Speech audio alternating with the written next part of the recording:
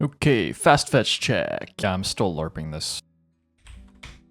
Oh, also happy 727, if you know you know. Wallpaper by Protagonist 2114, check them out in the description below. So, if you were on a completely box standard, more or less default looking KDE setup, just like I have right here, and the only way you open applications is by clicking in the logo down in the bottom here and then searching for it, and you want something more slick, then this video is for you because I'm going to be showing you how to install Rofi. So Rofi is a application menu launcher, and I did briefly mention it in my KDE LARPerland video, but I never really went over it because I said it was optional. But in this video, I'll show you how to install it real quick. So depending on what distribution you're on, there is a slightly different command to install it, but just consult whatever distribution you're on and then use the appropriate command.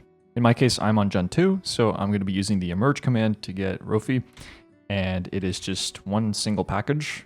If you're on Arch, then it's Pacman, Fedora DNF, and so on. It should be a very quick install because it's a very, very minimal program. Once you've installed Rofi, the way you would make it appear is by typing rofi-show drun. And this is what it looks like by default. It's obviously very bare bones, it looks very boring, but it does serve the general purpose of being an application launcher that can find the application that you're looking for. And by default, it automatically detects every single application that you have. So, you can scroll down and you'll see every kind of application that you could own, everything you have. Now, obviously this looks a little bit boring, so we're going to be theming it. So in the vast majority of cases, the config file is going to be located in your home directory in the .config and then the Rofi folder. Now, as you can see, I have a bunch of things in here, but for you, it should be empty if this is your first time installing Rofi. And there's not going to be anything in here. Maybe there is a config file by default. I can't remember. Probably not. Even if there is, you're going to want to replace it with something else. So how do you theme it? So let's say I wanted a Dracula Rofi theme. So I would just click here. And then somewhere in this branch, you're going to want to look for a .rosi file. So yeah, this is located in themes for this one. If we click on one of them, you'll see this is the theme for this config file. And then the simplest way to go about it is in the Rofi folder, you're going to want to right click and create a new text file and call it config.rosi. Then open it in your editor of choice. Mine would be kwrite. And you click on the raw button, Control A, Control C, Control V, Control S.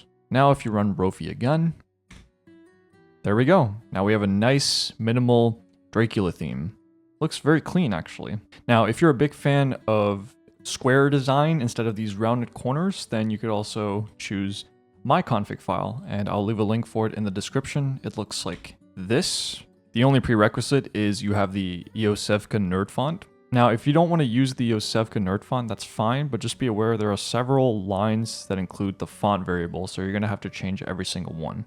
And then the last thing is, obviously, we don't want to go in a terminal and type this out every single time we want to launch Rofi.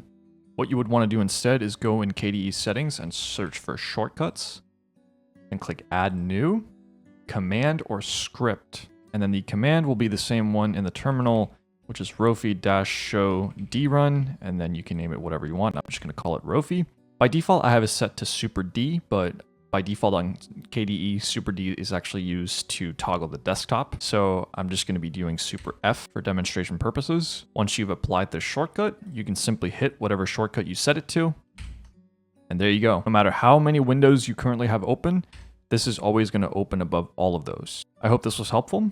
Please look forward to more Linux tutorials coming soon, and take care until then.